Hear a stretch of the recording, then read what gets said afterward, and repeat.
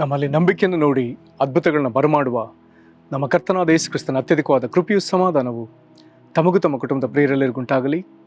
ಹೃದಯಂಗಮ ಮಾತು ಎನ್ನುವ ಈ ವಾಕ್ಯದಾನದ ಸರಣಿಯಲ್ಲಿ ನಾವು ಪ್ರತಿ ಮುಂಜಾನೆ ಈ ತಿಂಗಳು ಗುಣಪಡಿಸುವ ವಾಕ್ಯಗಳು ಎಂಬ ಶೀರ್ಷಿಕೆಯಲ್ಲಿ ವಾಕ್ಯವನ್ನು ಧ್ಯಾನಿಸುತ್ತಿದ್ದೇವೆ. ಈ ದಿನ ನಾವು ಧ್ಯಾನಿಸುವಂಥ ದೇವರ ವಾಕ್ಯದ ಭಾಗವು ಲೂಕನು ಬರೆದ ಸುವಾರ್ತೆ 18ನೇ ಅಧ್ಯಾಯ 41, 42, 43 ವಚನಗಳು. ಲೂಕ 18, 41ರಿಂದ 43 ವಾಕ್ಯ ಹೀಗೆ ಹೇಳ್ತದೆ. ಆತನು ಅವನನ್ನು, ನಾನು ನಿನಗೆ ಏನು ಮಾಡಬೇಕೆಂದು ಕೋರುತ್ತಿ ಎಂದು ಕೇಳಲು ಅವನು, ನನಗೆ ಕಣ್ಣು ಬರುವಂತೆ ಮಾಡಬೇಕು ಸ್ವಾಮಿ ಅಂದನು.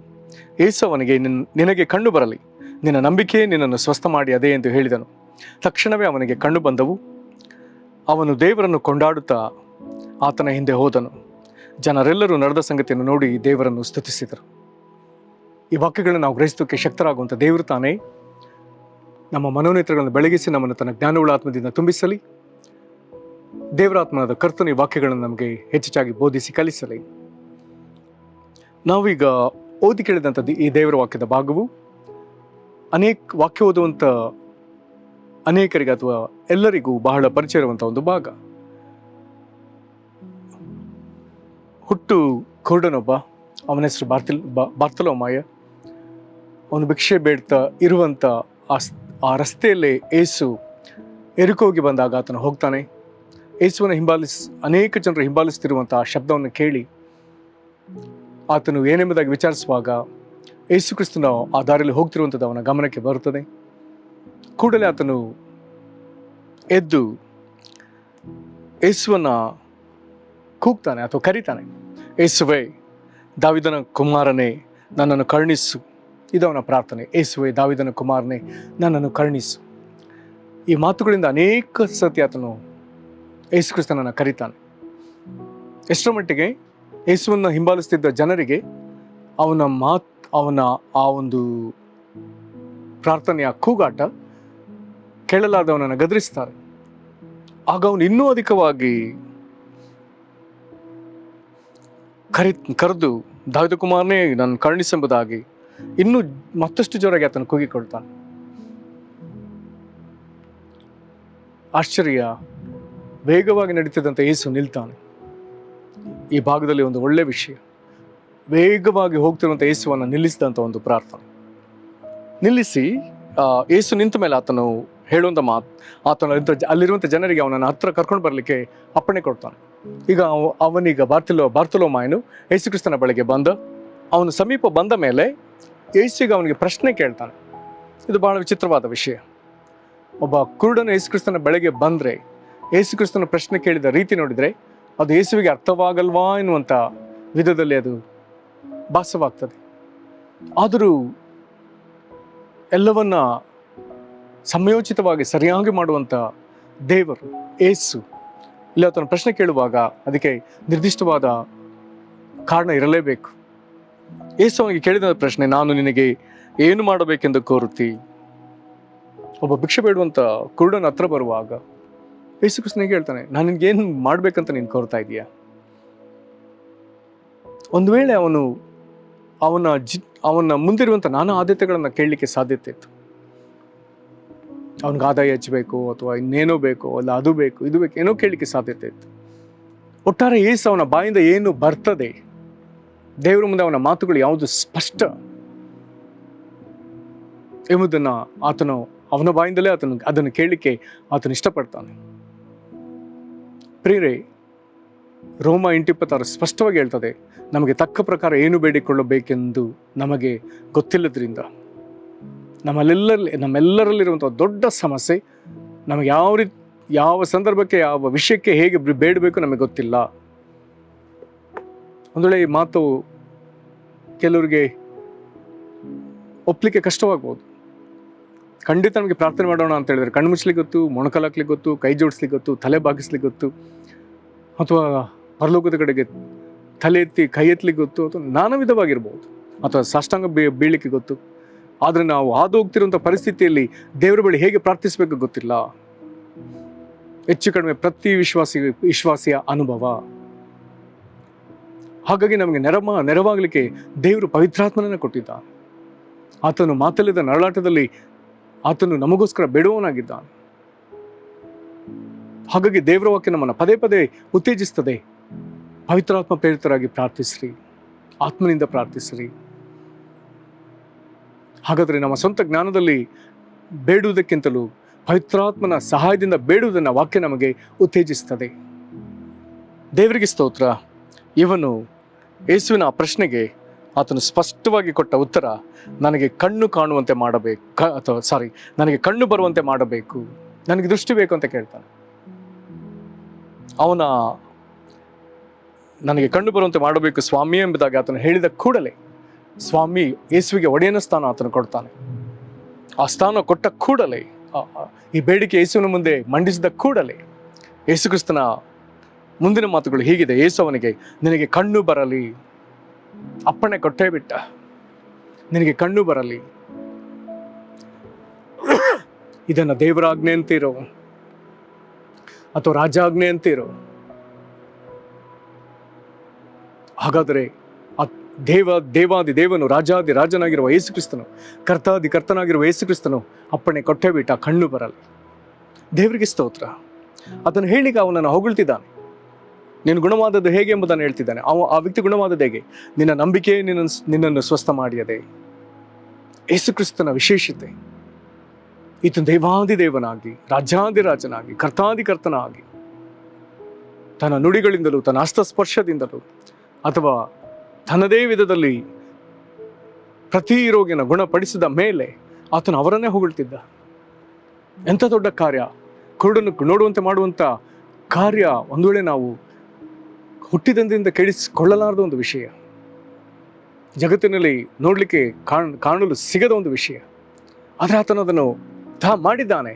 ಆದರೆ ಹೊಗಳಿಕೆ ಆತನು ತನ್ನ ಮೇಲೆ ತೆಗೆದುಕೊಳ್ಳದೆ ಯೇಸುವನ್ನ ಈ ರೀತಿಯಾಗಿ ದೃಷ್ಟಿ ಕೊಡುವ ದೇವರೆಂಬುದಾಗಿ ಆತನು ಯೇಸುವಿನ ಮೇಲೆ ನಂಬಿಕೆ ಇಟ್ಟನಲ್ಲ, ಅದನ್ನು ಆತನು ಹೊಗಳ್ತಿದ್ದಾನೆ. ಹಾಗಾದರೆ ಆತನ ಮೇಲೆ ನಾವು ನಂಬಿಕೆ ಇಡುವಾಗ, ಒಂದು ಅಸಾಧ್ಯ ಕಾರ್ಯಗಳನ್ನ ಆತನು ಮಾಡೇ ಮಾಡ್ತಾನೆ ಎಂಬುದಾಗಿ ನಾವು ಆತನ ಮೇಲೆ ನಂಬಿಕೆ ಇಡುವಾಗ ಆತನಿಗೆ ಅದು ಇಷ್ಟ.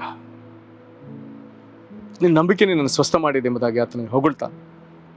ಮುಂದಿನ ಮಾತುಗಳು ಬಹಳ ವಿಶೇಷ.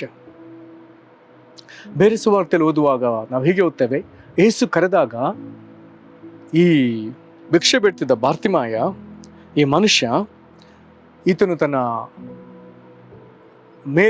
ಮೇಲ್ವಸ್ತ್ರವನ್ನ ಅಥವಾ ಮೇಲಂಗಿಯನ್ನ ಆತನು ತೆಗೆದಿಟ್ಟು ಯೇಸು ಕ್ರಿಸ್ತನ ಬಳಿಗೆ ಬರ್ತಾನೆ. ಅಥವಾ ಇನ್ನೊಂದು ಮಾತಿನಲ್ಲಿ ಹೇಳುವುದಾದ್ರೆ, ತನ್ನ ಭಿಕ್ಷಾಟನೆಯ ವಸ್ತ್ರವನ್ನ ಬಿಟ್ಟು ಯೇಸು ಕ್ರಿಸ್ತನ ಬಳಿಗೆ ಬಂದಿದ್ದಾನೆ. ಬಹಳ ಒಳ್ಳೆಯ ವಿಷಯ. ಯೇಸು ಕ್ರಿಸ್ತನ ಬಳಿಗೆ ನಾವು ಹೇಗೆ ಬರ್ತೇವೆ? ಯೇಸು ಕ್ರಿಸ್ತನ ಬಳಿಗೆ ನಾನು ಹೇಗೆ ಬರ್ತಾನೆ? ಯೇಸು ಕ್ರಿಸ್ತನ ಬಳಿಗೆ ನೀನು ಹೇಗೆ ಬರ್ತೀಯ? ನಮ್ಮ ಹಳೆಯ ವೃತ್ತಿ, ಹಳೆಯ ಸ್ವಭಾವ, ಹಳೆಯ ದುಸ್ವಭಾವ, ಹಳೆಯ ಚಟ, ಇವುಗಳ ಸಹಿತವಾಗಿ ಯೇಸು ಕ್ರಿಸ್ತನ ಬಳಿಗೆ ಬರ್ತೇವೋ ಅಥವಾ ಬಿಟ್ಟು ಬರ್ತೇವೋ? ದೇವರಿಗೆ ಸ್ತೋತ್ರ. ಈತನು ತನ್ನ ಹಳೆಯ ವೃತ್ತಿಯನ್ನ ಬಿಟ್ಟು ಯೇಸು ಕ್ರಿಸ್ತನ ಬಳಿಗೆ ಬಂದಿದ್ದಾನೆ. ತನ್ನ ಭಿಕ್ಷಾಟನೆ ವಸ್ತ್ರವನ್ನು ಬಿಟ್ಟು ಯೇಸು ಕ್ರಿಸ್ತನ ಬಳಿಗೆ ಬಂದಿದ್ದಾನೆ. ಇಂಥ ಅದ್ಭುತವಾದ ವಿಷಯ. ಬಂದು ದೃಷ್ಟಿ ಕೇಳಿಕೊಂಡ ಯೇಸು ಕ್ರಿಸ್ತನ ಕೂಡಲೇ ಆತನಿಗೆ ಕಣ್ಣನ್ನು ಕರುಣಿಸಿದ. ಈಗ ಈ 43ನೇ ವಚನ, 18ನೇ ಅಧ್ಯಾಯದ ಕೊನೆಯ ವಚನ ಹೀಗೆ ಹೇಳ್ತದೆ, ತಕ್ಷಣವೇ ಅವನಿಗೆ ಕಣ್ಣು ಬಂದವು. ಯೇಸು ಕ್ರಿಸ್ತನ ಮಾತನ್ನು ಹೇಳುತ್ತಿದ್ದ ಹಾಗೆ, ನಿನಗೆ ಕಣ್ಣು ಬರಲಿ ಎಂಬುದಾಗಿ ಹೇಳುತ್ತಿದ್ದ ಹಾಗೆ ಅವನಿಗೆ ಕಣ್ಣು ಬಂತು. ಕಣ್ಣು ಬಂತು ಅಂತ ಹೇಳುವಾಗ ನನ್ನೊಳಗೆ ಒಂದು ಪ್ರಶ್ನೆ ಆಗ್ತದೆ. ಆತನ ಕಣ್ಣುಗುಡ್ಡೆ ಇದ್ದು ದೃಷ್ಟಿ ಇರಲಿಲ್ವೋ ಅಥವಾ ಕಣ್ಣುಗುಡ್ಡೆ ದೃಷ್ಟಿ ಎರಡೂ ಇರಲಿಲ್ವೋ? ಇಲ್ಲಿ ಕಣ್ಣು ಬಂತು ಎಂಬುದಾಗಿ ಹೇಳುವಾಗ ಒಂದು ವೇಳೆ ಆತನಿಗೆ ಕಣ್ಣು ಗುಡ್ಡೆಯೂ ಬಂದದೆ, ದೃಷ್ಟಿ ಬಂದದೆ ಎಂಬುದಾಗಿ ಒಂದು ವೇಳೆ ನಾವು ಗ್ರಹಿಸಲಿಕ್ಕೆ ಸಾಧ್ಯ. ಅವನಿಗೀಗ ಕೂಡಲೇ ತಕ್ಷಣ ಕಣ್ಣು ಬರ್ತದೆ. ಇಲ್ಲಿ ನಾವು ಒಂದನ್ನು ಗಮನಿಸಬೇಕು, ಆತನಿಗೆ ದೃಷ್ಟಿ ಬಂದ ಕೂಡಲೇ, ಕಣ್ಣು ಬಂದ ಕೂಡಲೇ ಆತನಿಗೆ ದೊರೆತ ದೊಡ್ಡ ಸೌಭಾಗ್ಯ, ಆತನು ದೇವಾದಿ ದೇವನನ್ನು, ದೇವಕುಮಾರನಾದ ಯೇಸುವನ್ನು, ಸರ್ವಲೋಕದ ಸೃಷ್ಟಿಕರ್ತನನ್ನು, ಕರ್ತಾದಿ ಕರ್ತನನ್ನು, ಒಡೆಯನನ್ನು ಆತ ನೇರವಾಗಿ ಆ ನೂತನ ಕಣ್ಣುಗಳಿಂದ ದೃಷ್ಟಿಸ್ತಾನೆ. ಬೇರೆ ಎಂಥ ದೊಡ್ಡ ಸೌಭಾಗ್ಯ. ನಮಗೆ ಕಣ್ಣು ಬಂದ ಕೂಡಲೇ ನಾವು ಏನನ್ನು ನೋಡಬೇಕು? ಯೇಸುವನ್ನು. ಈಗ ಆತನು ಯೇಸುವನ್ನು ನೋಡಿದ ಮೇಲೆ ಮುಂದಿನ ಮಾತೇನು? ಕಣ್ಣು ಬಂತು, ಯೇಸುವನ್ನು ನೋಡಿದ, ತಿರುಗಿ ಹಳೆಯ ವೃತ್ತಿಗೆ ಹೋಗಲೇ ಇಲ್ಲ. ವಾಕ್ಯ ನೇರವಾಗಿ ಬರ್ತದೆ, ಅವನು ದೇವರನ್ನು ಕೊಂಡಾಡುತ್ತಾ ಆತನ ಹಿಂದೆ ಹೋದನು. ಅನೇಕರು ಅದ್ಭುತಗಳನ್ನ ಪಡ್ಕೊಂಡ ಮೇಲೆ ದೇವರನ್ನ ಸುಲಭವಾಗಿ ಮರೀತಾರೆ. ನಮ್ಮ ಊರಿನಲ್ಲಿ ಒಬ್ಬ ಯವನಸ್ಥ ಹುಡುಗ ಮದುವೆ ಆಗುವ ಹೊಸ್ತಲು, ಆದರೆ ಮದುವೆ ಆಗಿರಲಿಲ್ಲ. ಇದ್ದಕ್ಕಿದ್ದಾಗೆ ಹಾಸಿಗೆ ಹಿಡಿದ. ಅವರ ಪಕ್ಕದ ಮನೆಯವರು ದೇವರನ್ನು ನಂಬಿದವರು, ಅವರು ನಮಗೆ ಸುದ್ದಿ ತಲುಪಿಸಿದರು, ಅವನಿಗಾಗಿ ಬಂದು ಪ್ರಾರ್ಥಿಸ್ರಿ. ಆ ದಿನಗಳಲ್ಲಿ ನಾನೊಂದು ಪುಸ್ತಕದ ಭಾಷಾಂತರದಲ್ಲಿದ್ದೆ. ನನಗೆ ತಮಿಳಿನಿಂದ ಅದನ್ನು ಓದಿ ಹೇಳುವುದಕ್ಕೆ ಒಬ್ಬ ಹಿರಿಯರು ಮೋಸಸ್ ದೇವೇಂದ್ರನೆಂಬುದಾಗಿ, ಅವರು ರೋಗಿಗಳಿಗಾಗಿ ಪ್ರಾರ್ಥಿಸಿ ಅವ್ರನ್ನ ಗುಣಪಡಿಸುವಂಥ ವರವನ್ನು ಹೊಂದಿರುವಂಥ ಒಂದು ಒಳ್ಳೆಯ ದೇವರ ಸೇವಕರು. ನಾವು ಎಷ್ಟೋ ದಿವಸ, ಒಂದು ವಾರದ ಮಟ್ಟಿಗೂ ಅಥವಾ 2 ವಾರದ ಮಟ್ಟಿಗೂ ಸಂಜೆವರೆಗೂ ಭಾಷಾಂತರ ಕೆಲಸ ಮುಗಿಸಿದ ಮೇಲೆ ನೇರವಾಗಿ ಆ ಯವನಸ್ಥನನ್ನು ಸಂಧಿಸ್ತಿದ್ವಿ. ಅವನ ಬಳಿ ಹೋಗಿ ಪ್ರಾರ್ಥಿಸಿ ಅವನಿಗೆ ಎಣ್ಣೆ ಹಚ್ಚಿ ಆ ಎಣ್ಣೆಯನ್ನು ಹಚ್ಚಿ ಆತನಿಗೆ ಅನೇಕ ವಾಕ್ಯಗಳಿಂದ ಆತನನ್ನು ಬಲಪಡಿಸಿ ಆತನಿಗೆ ಕರ್ತನಲ್ಲಿ ಆತನನ್ನು ಉತ್ತೇಜಿಸಿ ಬರ್ತಾ ಇದ್ವಿ. ಆತನು ಯೇಸುವನ್ನು ಅರಿಯದ ಒಬ್ಬ ಮನುಷ್ಯ. ಅವರ ತಂದೆ ತಾಯಿ ಅವನು ಇನ್ನೇನು ಸಾಯ್ತಾನೆ ಎಂಬುದಾಗಿ ನೆನೆಸಿದ್ರು. ಅವನು ಸಹ ಇನ್ನೇನು ನಾನು ಸಾಯ್ತಾನೆ ಎಂಬುದಾಗಿ ನೆನೆಸಿದ್ದ. ಹಾಸಿಗೆ ಬಿಟ್ಟು ಎದ್ದೇಳಲಿಕ್ಕಾಗದ ಸ್ಥಿತಿಯಲ್ಲಿದ್ದ. ದಿನದಿಂದ ದಿನಕ್ಕೆ ಕ್ಷೀಣವಾಗ್ತಾ ಇದ್ದ. ಆಶ್ಚರ್ಯ, ನಾವೀಗೆ 1-2 ವಾರ ಹೋಗೋದ್ರೊಳಗೆ ಆತನು ಪರಿಪೂರ್ಣವಾಗಿ ಗುಣ ಹೊಂದಿದ. ಎದ್ದು ಓಡಾಡಲಿಕ್ಕೆ ಪ್ರಾರಂಭಿಸಿದ. ನಂತರ ಕೆಲಸಕ್ಕೆ ಸೇರಿದ. ಒಳ್ಳೆಯ ಉದ್ಯೋಗ ಆಯಿತು, ಮದುವೆ ಆದ, ಮಕ್ಕಳಾಯಿತು. ಆದರೆ ತನ್ನನ್ನು ಗುಣಪಡಿಸಿದ ದೇವರನ್ನು ಇಲ್ಲಿವರೆಗೂ ಒಂದು ಸಾರಿ ಆತನು ನೆನೆಸಲೇ ಇಲ್ಲ. ಆದರೆ ಇಲ್ಲಿರುವಂಥ ಮನುಷ್ಯ ಯೇಸು ಕರೆ ಕೊಟ್ಟಾಗಲೇ ತನ್ನ ಹಳೆಯ ವೃತ್ತಿಯನ್ನು ಬಿಟ್ಟು, ತನ್ನ ಭಿಕ್ಷಾಟನೆ ವಸ್ತ್ರವನ್ನು ಬಿಟ್ಟು ಯೇಸುವಿನ ಬಳಿಗೆ ಬಂದು ಆತನಿಂದ ದೃಷ್ಟಿ ಪಡ್ಕೊಂಡು ಆತನನ್ನೇ ದೃಷ್ಟಿಸಿ ಆತನನ್ನೇ ಕೊಂಡಾಡ್ತಾ ಆತನ ಹಿಂದೆ ಹೋಗೇ ಬಿಟ್ಟ. ನಿಜವಾಗಲೂ ದೃಷ್ಟಿ ಪಡ್ಕೊಂಡ ಒಬ್ಬ ಮನುಷ್ಯ. ಪ್ರೇರೆ, ಯೇಸುವಿನ ಕುರಿತು ನಾವು ತಿಳಿದು ಆತನನ್ನು ಹಿಂಬಾಲಿಸಲಿಕ್ಕೆ ನಮ್ಮ ಕೈಯಲ್ಲಿ ಸಾಧ್ಯವಿಲ್ಲ ಎನ್ನುವುದಾದರೆ ನಾವು ದೃಷ್ಟಿ ಕಳಕೊಂಡವರೇ, ದೃಷ್ಟಿ ಇಲ್ಲದವರೇ, ಕುರುಡರ ಎಂಬುದಾಗಿ ನಾವು ಒಪ್ಪಿಕೊಳ್ಳಲೇಬೇಕು. ದೇವರಿಂದ ಇಲ್ಲಿವರೆಗೆ ಸಾಕಷ್ಟು ಉಪಕಾರಗಳನ್ನ ನಾವು ಪಡ್ಕೊಂಡು ಆತನ ಹಿಂದೆ ಹೋಗುವುದಕ್ಕೆ ಸ್ವಲ್ಪ ಮನಸ್ಸಲ್ಲ ಎನ್ನುವುದಾದರೆ ನಾವು ದೃಷ್ಟಿ ಕಳಕೊಂಡ ಜನರೇ, ಅಥವಾ ದೃಷ್ಟಿ ಪಡ್ಕೊಂಡ ಮೇಲೆ ಆತನಿಗೆ ಕೃತಜ್ಞತೆ ಸಲ್ಲಿಸದ ದುಷ್ಟ ಹೃದಯದವರೇ. ಇದನ್ನು ನಾವು ಮನಗಾಣಲೇಬೇಕು, ಇದನ್ನು ಅರ್ಥ ಮಾಡಿಕೊಳ್ಳಲೇಬೇಕು. ಆದರೆ ಈತ ನಮಗೆ ದೊಡ್ಡ ಉತ್ತೇಜನ. ಆತನು ಯೇಸುವನ್ನು ಕೊಂಡಾಡ್ತಾ ಆತನ ಹಿಂದೆ ಹೋಗೇ ಬಿಟ್ಟ. ಇದನ್ನೆಲ್ಲ ಕಂಡ ಜನರು, ಆ ಎಲ್ಲ ಜನರು ನಡೆದ ಸಂಗತಿಯನ್ನು ನೋಡಿ ದೇವರನ್ನ ಎಷ್ಟೋ ಸ್ತುತಿಸಿದ್ರು. ಹಾಗಾದರೆ ನಮ್ಮ ಜೀವಿತದಲ್ಲಿ ಆಗ್ತಿರುವಂಥ ಕಾರ್ಯಗಳನ್ನ ನೋಡಿ ಜನರು ದೇವರನ್ನ ಸ್ತುತಿಸ್ತಿರುವುದಾದರೆ, ಇದರಿಂದ ದೇವರಿಗೆ ಮಹಿಮೆ ಆಗ್ತಿರುವುದಾದರೆ ನಾವು ಹೋಗ್ತಿರುವಂಥ ರೀತಿ ಸರಿ ಇದೆ. ಒಂದು ವೇಳೆ ನಮ್ಮ ಜೀವಿತವನ್ನು ನೋಡಿ ಜನರು ದೇವರನ್ನ ಸ್ತುತಿಸ್ಲಿಕ್ಕೆ ಆಗದೆ ಹೋದರೆ, ಜನರಿಗೆ ದೇವರನ್ನ ಸ್ತುತಿಸ್ಲಿಕ್ಕೆ ನಮ್ಮ ವಿಷಯದಲ್ಲಿ ಏನೂ ಅಂಶಗಳಿಲ್ಲದೆ ಹೋದರೆ ನಾವು ಜೀವಿಸ್ತಿರುವಂಥ ರೀತಿ ಸರಿ ಇಲ್ಲ ಎಂಬುದನ್ನು ನಾನು ಗ್ರಹಿಸಲೇಬೇಕು.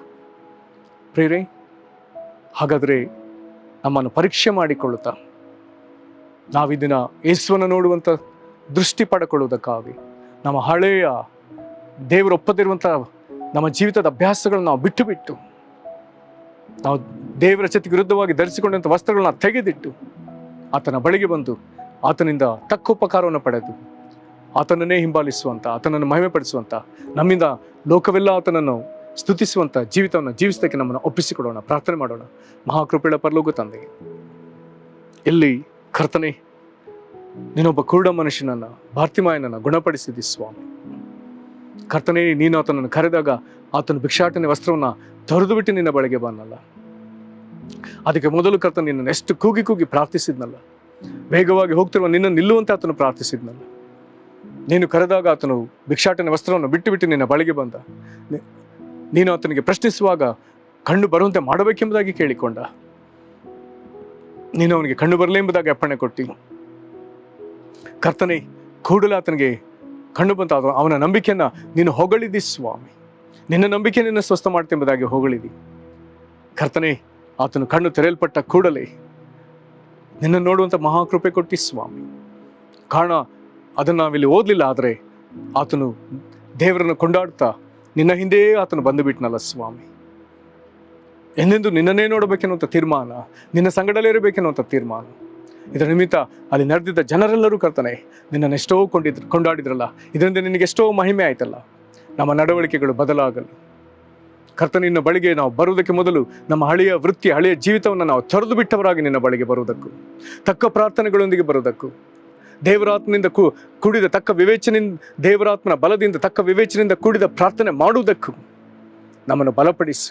ನಿನ್ನ ಉಪಕಾರ ಪಡೆದ ಮೇಲೆ ಕರ್ತನೆ ನಿನಗೆ ಬೆನ್ನು ಮಾಡಿ ನಾವು ತಿರುಗಿ ಲೌಕಿಕವಾಗಿ ಪಾಪದ ಜೀವಿತ, ಲೋಕದ ಜೀವಿತ ಜೀವಿಸಿದಂತೆ ನಿನ್ನನ್ನು ಹಿಂಬಾಲಿಸುವಂಥ ದೃಷ್ಟಿಯನ್ನು ದಯಮಾಡಿ ನಮಗೆ ಅನುಗ್ರಹಿಸು ಕರ್ತನ. ಅದೇ ವೇಳೆಯಲ್ಲಿ ಕಣ್ಣು ದೃಷ್ಟಿ ಸಮಸ್ಯೆಯಿಂದ ಯಾರ್ಯಾರು ಬಳಲ್ತಾರೋ ಕರ್ತನ ಮಹಾಕೃಪೆಯಿಂದ ಅವರ ಕಣ್ಣುಗಳು ತೆರೆಯಲ್ಪಡಲಿ, ಅವರ ದೃಷ್ಟಿ ನಜರೇತಿನ ಯೇಸು ಕ್ರಿಸ್ತನ ಹೆಸರಲ್ಲಿ ತಿರುಗಿ ಪುನಃಸ್ಥಾಪಿಸಲ್ಪಡಲಿ. ಆಶೀರ್ವದಿಸು, ಕಣ್ಣುಗಳು ತೆರೆಯಲ್ಪಡಲಿ. ವಿದ್ಯಾರ್ಥಿಗಳ ಕಣ್ಣು ಬಾಧಿಸಲ್ಪಟ್ಟಿದ್ದರೆ ನಜರೇತಿನ ಯೇಸು ಕ್ರಿಸ್ತನ ಹೆಸರಲ್ಲಿ ಗುಣವಾಗಲಿ. ಅಥವಾ ಕರ್ತನೆ, ನಾನಾ ಕಾರಣಗಳಿಂದ ಕಿರಿಯರ ಕಣ್ಣುಗಳು ಬಾಧಿಸಲ್ಪಟ್ಟಿದ್ದರೆ ನಜರೇತಿನ ಯೇಸು ಕ್ರಿಸ್ತನ ಹೆಸರಲ್ಲಿ ಅದು ಗುಣ ಹೊಂದಲಿ. ನೀನು ಅದ್ಭುತ ಮಾಡು, ಅವರ ಮೂಲಕ ನಿನಗೆ ಮಹಿಮೆ ಆಗಲಿ. ಆಗ ನೀನು ಮಾಡುವುದಕ್ಕಾಗಿ ಸ್ತೋತ್ರ. ಯೇಸು ಕ್ರಿಸ್ತನ ಹೆಸರಲ್ಲಿ ಬೇಡಿದ್ದೇವೆ ನಮ್ಮ ತಂದೆ, ಆಮೇನ್. ಕರ್ತನೆ ನಿಮ್ಮನ್ನು ಆಶೀರ್ವದಿಸಲಿ. ವಂದನೆಗಳು.